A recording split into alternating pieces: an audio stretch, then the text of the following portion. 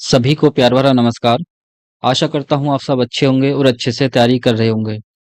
तो ये हमारी हिंदी की आज क्लास नंबर 4 होने वाली है। इसी में भी हम दोस्तों वर्णमाला ही देखेंगे, तो वर्णमाला का ये पार्ट नंबर 4 होने वाला है।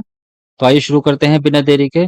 और जो भी हमारे यूट्यूब चैनल पर नए हैं वो चैनल को सब्सक्राइब कर लें और वीडियो को अपने दोस्तों के साथ जरूर शेयर करें। पहला प्रश्न है आज का, निम्नलिखित में से पार्श्विक ध्वनि कौन सी है? ऑप्शन ए है ला, ऑप्शन बी ला, ऑप्शन सी रा या फिर ऑप्शन डी चा। तो देखिए पार्श्विक ध्वनि की बात करें दोस्तों, तो मैंने आपको 4 अंतस्थ व्यंजन बताए थे। अंतस्थ व्यंजन कौन कौन से हैं? देखिए अंतस्थ व्यंजन। अंतस्थ व्यंजन में बात की जाती है या, रा, ला और वा की। तो इसमें जो या और वा है, या और वा, ये कहलाते हैं अर्ध स्वर। ये दोनों किसका पार्ट है? अर्ध स्वर का, यानी ये अर्ध स्वर कहलाते हैं। और जो रा है, इसको हम कहते हैं लुंठित वर्ण। लुंठित वर्ण, ठीक। या इसी का दूसरा नाम है पिरकंपी वर्ण। लुंठित या पिरकंपी वर्ण रा को ही कहते हैं। और जो ला है, यह है पार्श्विक।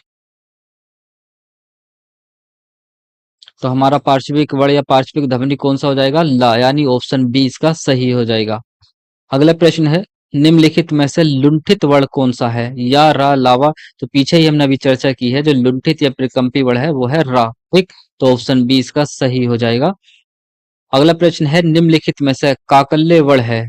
या, सा, हा या ड़ा। तो देखिए जो काकल्य वर्ण है इसको स्वर यंत्र मुखी वर्ण भी कहते हैं। क्या कहते हैं?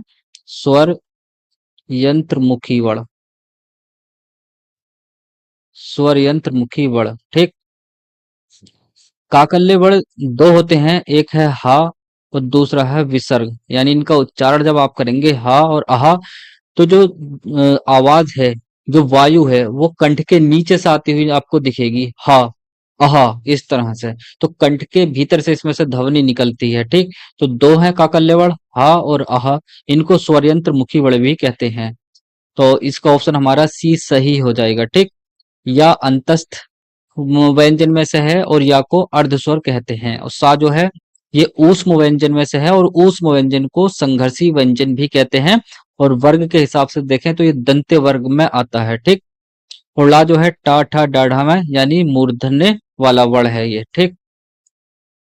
रा का विवरण है, तो देखिए रा का विवरण ए बी सी डी में इस तरह से सारे विवरण इसमें दे रखे हैं। कौन सा सही है कौन सा गलत है, तो गलत वाले हम काट देंगे, सही देखना है हमें, ठीक।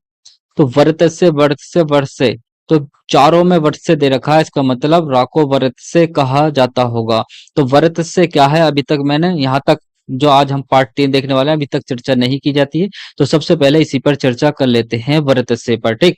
देखिए मैंने आपको बताया कि जैसे जब उच्चारण हम करते हैं तो इनके उच्चारण में अगर होठ सहायता दे रहे हैं, जैसे पा, पा, बा, तो हमने इनको ओष्ठ्य वर्ग में रख दिया। जब दांतों की सहायता ली जा रही है तो उनको हमने दंत्य वर्ग में रख दिया। जब कंठ की सहायता ली जा रही है तो कंठ वालों को कंठ्य वर्ग में रख दिया, ठीक। तो ऐसे ही जो दांत का नीचे वाला हिस्सा होता है दोस्तों, जिसे मसूड़ा कहा जाता है या दंत मूल कह देते हैं। दंत मूल यानी दांतों की जड़। तो वहां से अगर कोई से वर्ण का हम उच्चारण करते हैं तो दंत मूल वाले वर्तस्य वर्ग में चले जाते हैं। और इनको याद करना बड़ा ही सरल है। कैसा है?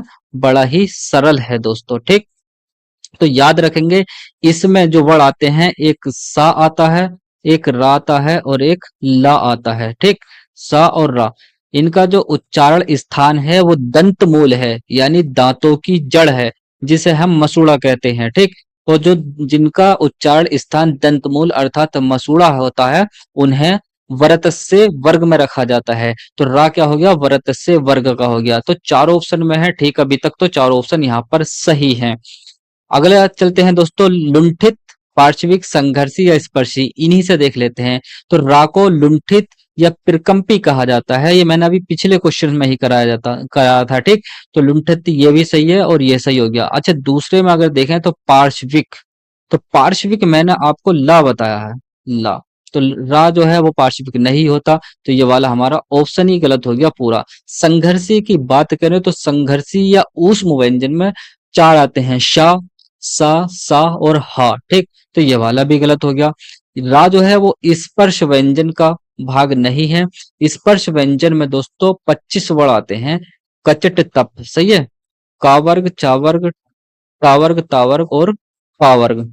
तो इसका स्पर्श व्यंजन भी नहीं है, अर्थात हमारा ऑप्शन ए ही सही हो जाएगा। तो रा क्या है? वर्तस्य वर्ण है, लुंठित है, सघोष है, अल्प प्राण व्यंजन है। ठीक, अगले देखते हैं। जब एक ही ध्वनि का द्वित्व हो जाए तब वह क्या कहलाता है? संयुक्त ध्वनियां, संपृक्त ध्वनियां, युग्मक ध्वनियां या पारस्परिक ध्वनियां। स्टार लगा लेंगे दोस्तों इस प्रश्न पर, इंपॉर्टेंट है।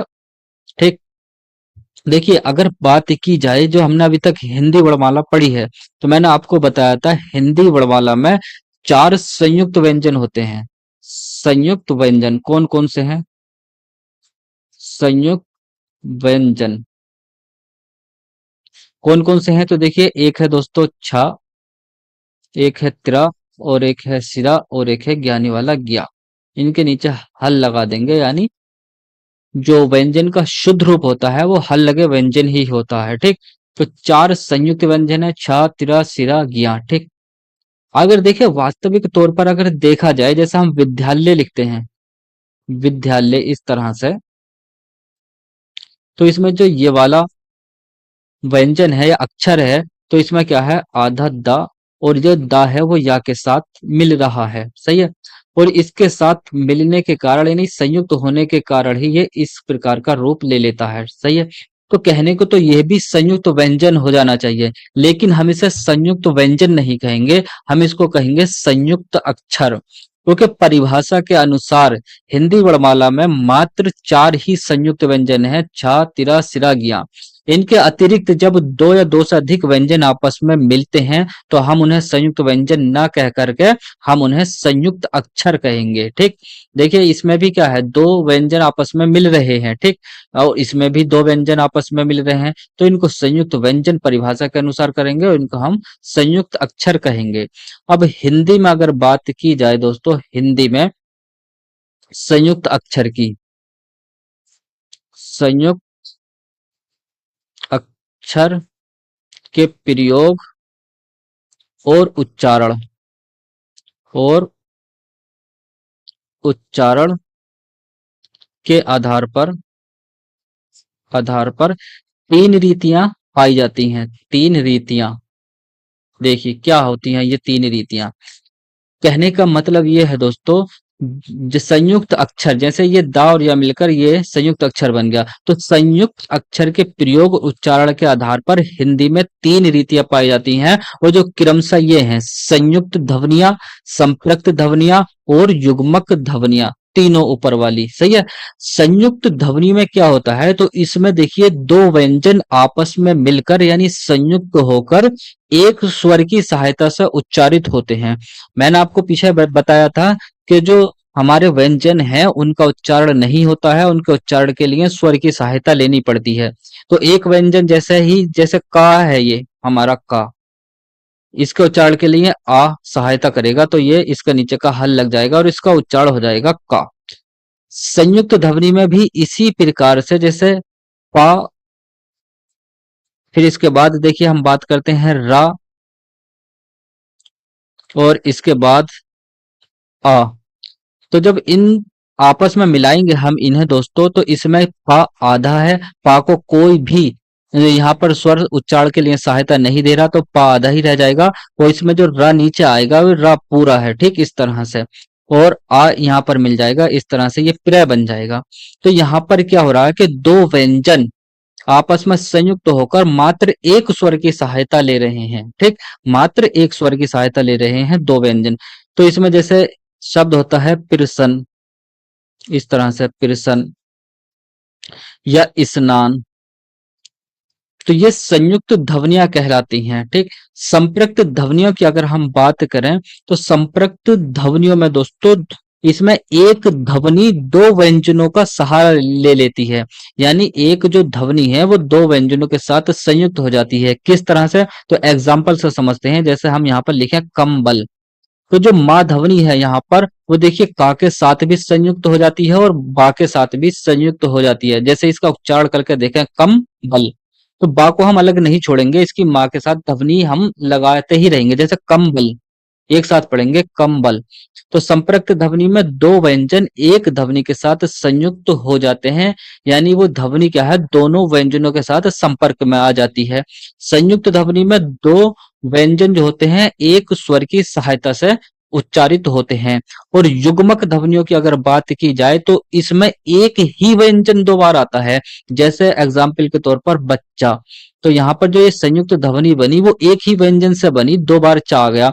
या दूसरा एग्जाम्पल इसका रहा है तो दिल्ली, सही है, दिल्ली। तो जिसमें एक ही व्यंजन दो बार आता हो उसमें युग्मक ध्वनियां कहलाती हैं।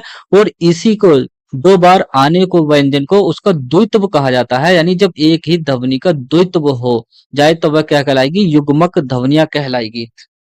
अगर देखिए ये तो इसकी परिभाषा के अनुसार मैंने आपको बताया, लेकिन देखिए इसमें जो संयुक्त ध्वनियां हो और आपको ऑप्शन में से छांटना हो कि निम्नलिखित में से संयुक्त ध्वनियां कौन सी होगी, तो इसमें आप में जो है जो संयुक्त अक्षर होगा वो शुरू में ही होगा शब्द के। जैसे पिरसन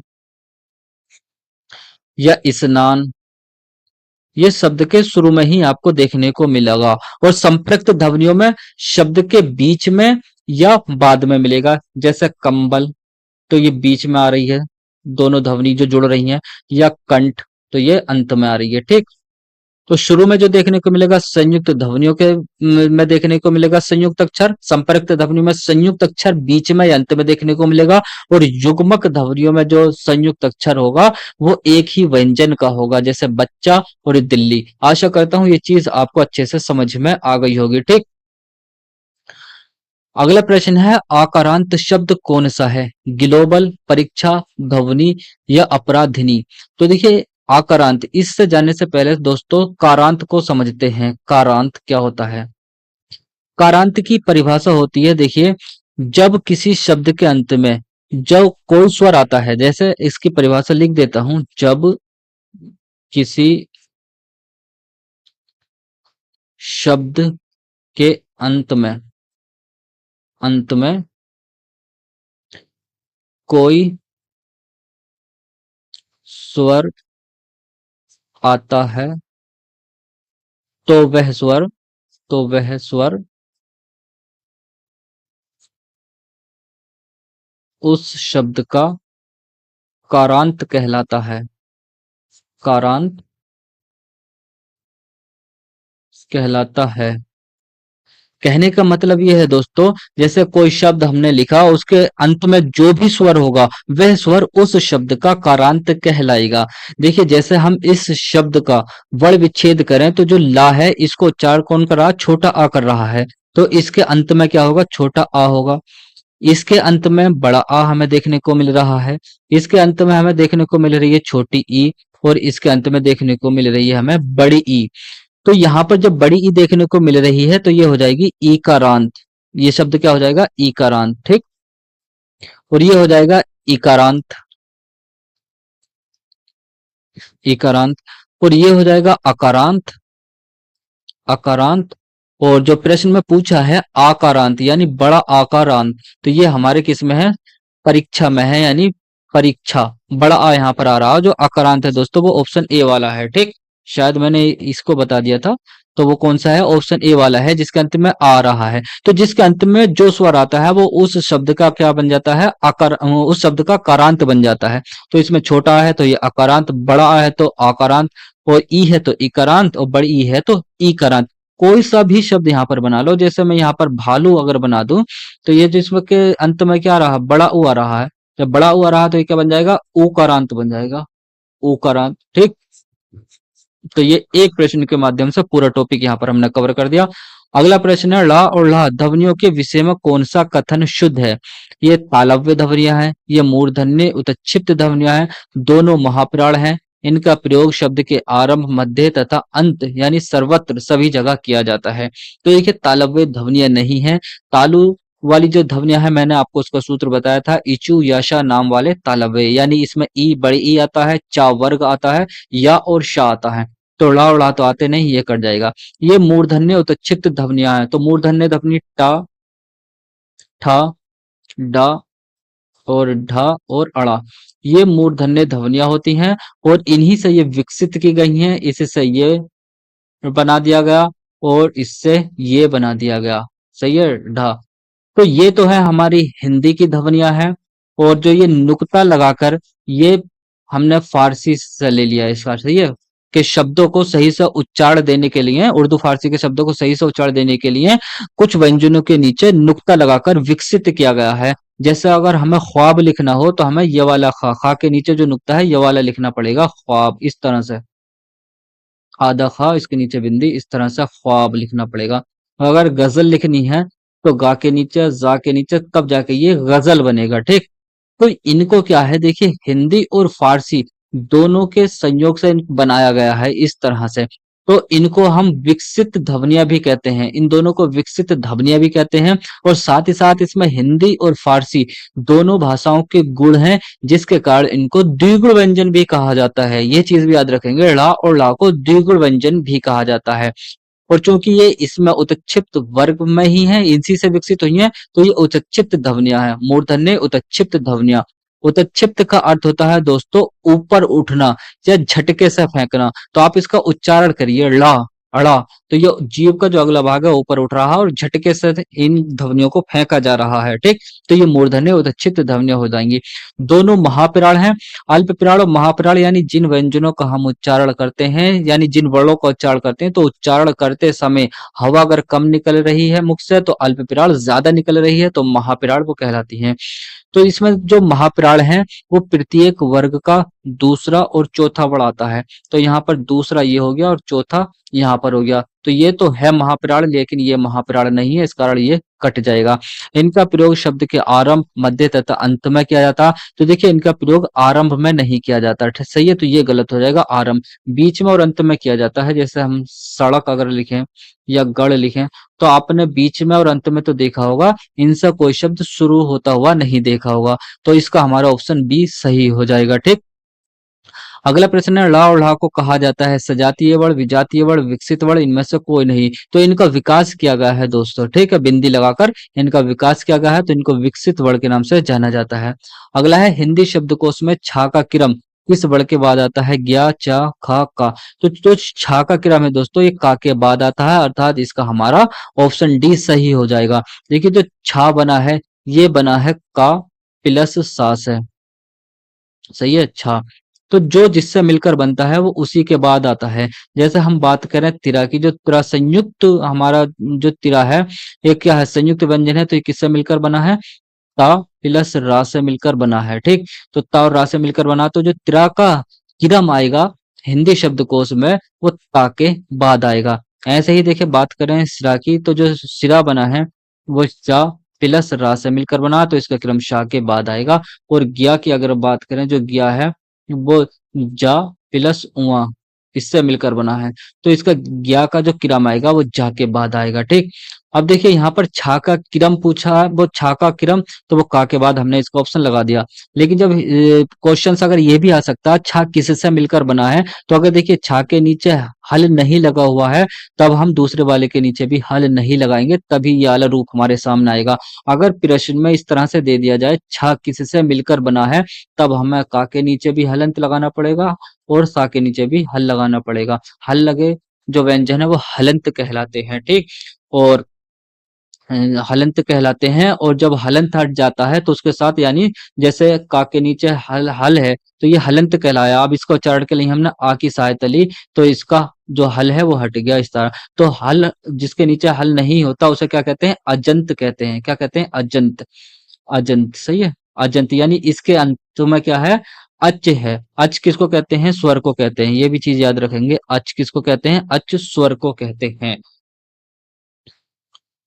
तो ये थी आज की हमारी वीडियो, आशा करता हूँ आपको पसंद आई होगी। इसे अपने दोस्तों के साथ जरूर शेयर करें। आज के लिए इतना ही दोस्तों।